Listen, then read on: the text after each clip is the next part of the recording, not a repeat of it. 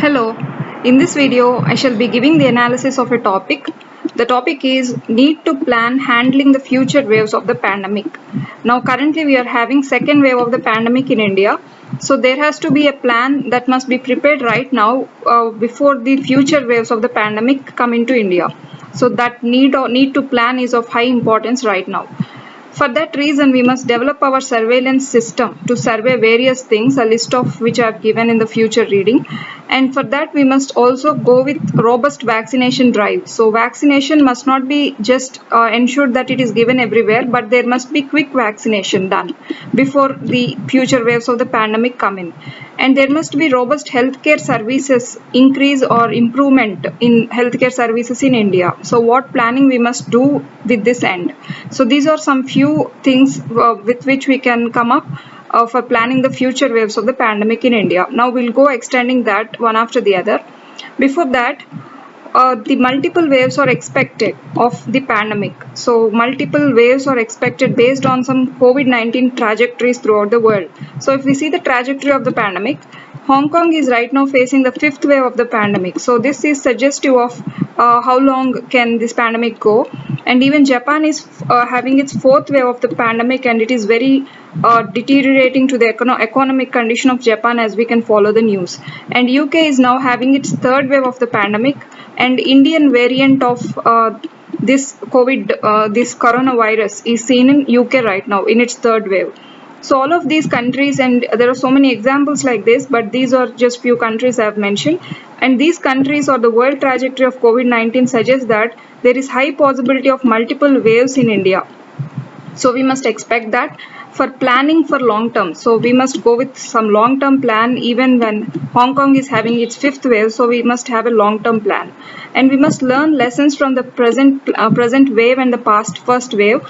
And what are the possible challenges that we have had in the first wave and right now in second wave. So all this sorting out all of these issues will help us to plan the future waves of the pandemic.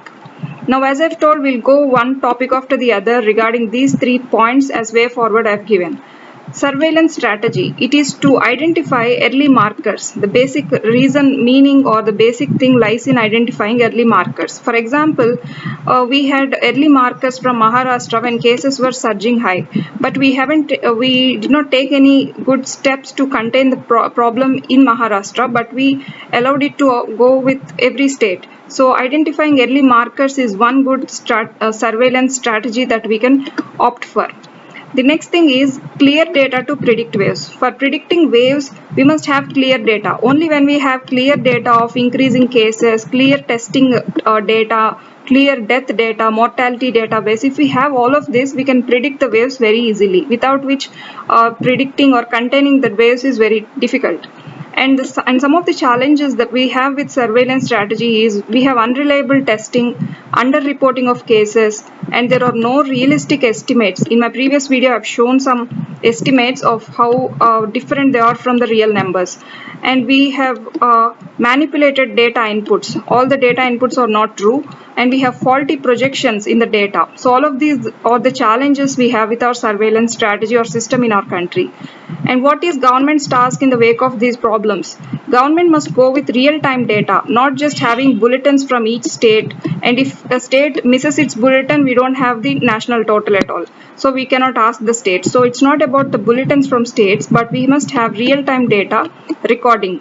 And reliable reporting. Reportings must be reliable, they must not be manipulated. Standardized definitions must come up. Standardized definitions or expectations. Expecting how much of population amongst 1 million people, how many are expected to get the disease. These expectations must also come up. That is standardized definitions.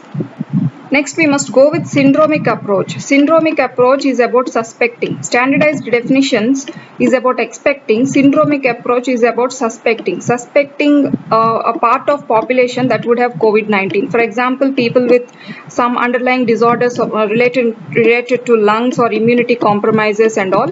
So suspecting COVID-19 in these people and isolating them or taking them away or including them in the data.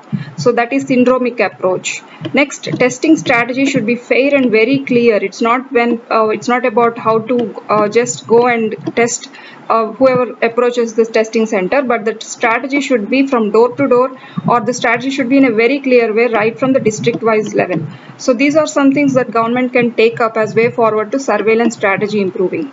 Next, the vaccination should be done very quickly. This is by collaboration between the West and India. India must be able to share its vaccine formula with the West, and the West will reciprocate the same.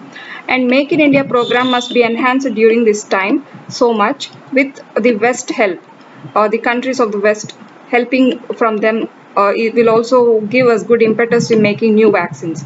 And fast track manufacturing, it must be given good fillip. Stepping up in vaccine coverage. Vaccine coverage is poor in northeastern states, so the governments must see to that. The next thing is communication and monitoring the vaccine. So what area is totally vaccinated and what is not, and how fast we must reach there. That is all about communication and monitoring the vaccine quickly. And with this, India will not only aid its own citizens, it will not only help its citizens from the pandemic, but also will become a soft superpower in international relations. So if we can make a good vaccine and give it to our neighboring countries and to the West, we'll have a good soft power with them, and our relations with them will be good, so that they can help us with some medical equipment and all. And one challenge is newer variants. For vaccination, newer variants are coming up. For this, public and private sectors must work hand in hand, because private sector will have a robust technology than our government sectors. So we must take their help in developing newer vaccines for newer variants of the virus. Financial allocations should also increase for vaccination, and applied research must be given good help from the government for bringing up new vaccines. So vaccines might be the shot in the arm for our economy. So bringing up this private sector and bringing up this industry of pharmaceuticals will also help us for having good economy in the country. So this is about vaccinating, the possibility of improving vaccination in the country for tackling future waves of the pandemic. The last approach is healthcare system approach. For this reason, public health workforce must increase. The frontline workers must be allocated, must be given good works to survey, to contract the tracing. So contract tracing must also be done by them, and some of this workforce must be allocated with this work of mobilizing people towards primary health care and towards vaccination to mobilize the public. So these works also must be given to the frontline workers. There are two challenges: rural challenge and urban challenge. So rural people have some challenges, that is, there is no critical care capacity in rural areas. Rural areas mainly depend on primary health care centers and all. They don't have ICUs much, they don't have oxygenated beds much. So this must be tackled by the government. This is the rural challenge we have in healthcare system in rural areas. And urban challenge is, in urban areas we don't have much of frontline workforce.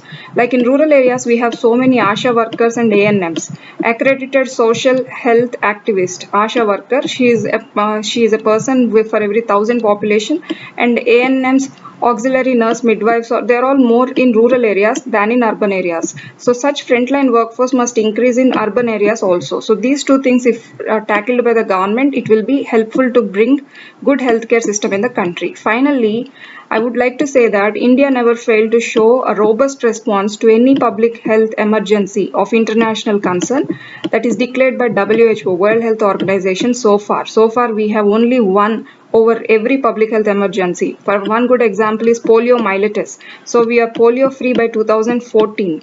So India is declared as polio free by the WHO. So we can also tackle COVID-19 with the same robust response if governments put in the good interest in relieving people out of this pandemic, and they work together hand in hand, governments, public, NGOs, and civil society, and everyone. So that is what I would like to say. So there is positivity that India will never give up on any public health emergency. So this is about need to plan handling the future waves of the pandemic. This is the analysis about it, and thank you.